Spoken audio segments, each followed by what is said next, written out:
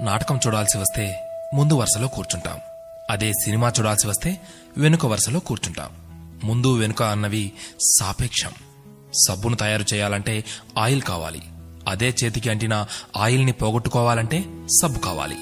చిత్రంగా ఉంది కదూ, జీవితం కూడా ఇంతే. సమస్య వచ్చి పడింది, జీవితం అయిపోయింది అనుకోకూడదు. దానిని ఓ మలుపుగా భావించాలి. ఈ ప్రపంచంలో ఇద్దరు ఆనందిస్తారు. ఒకరు పిచ్చివాళ్లు, మరొకరు చిన్నపిల్లలు. గమ్యాన్ని చేరుకోవాలంటే పిచ్చితనం కావాలి. చేరుకున్న గమ్యాన్ని ఆనందించాలంటే చిన్నపిల్లలైపోవాలి. తాళంతో పాటే తాళం చెవి కూడా తయారు చేయబడుతుంది. ఒకటి లేకుంటే రెండోది తయారు కాబడదు. అలాగే పరిష్కారం లేకుండా సమస్య కూడా రాదు. తోటా కంటే శక్తివంతమైనది మాట. ఒక్క మాటతో సంబంధం తెంచేసుకోవచ్చు. ఒకే మాటతో లేని బంధాన్ని పెంచేసుకోవచ్చు కూడా. మనిషి సమాజంలో సూదిలా బ్రతకాలి కాని కత్తెరలా కాదు. సూది పని ఎప్పుడు జోడించడం మాత్రమే, కత్తెర పని ఎప్పుడు విడదీయడమే. అందరినీ కలుపుకుంటూ బ్రతకాలే గాని కత్తెరలా విడదీస్తూ కాదు. నిజాన్ని మార్చే శక్తి ఈ ప్రపంచంలో ఎవ్వరికీ లేదు. కాని ప్రపంచాన్ని మార్చే శక్తి ఒక్క నిజానికి ఉంది.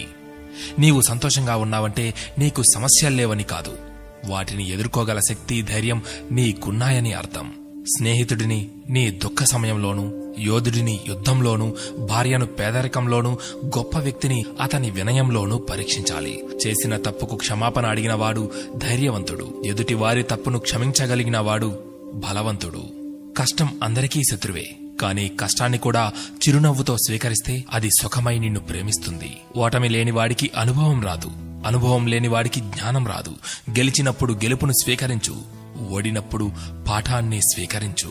ఓడిపోయి విశ్రాంతి తీసుకుంటున్నప్పుడు ఆ ఓటమి నేర్పిన పాఠాన్ని చదువుకో.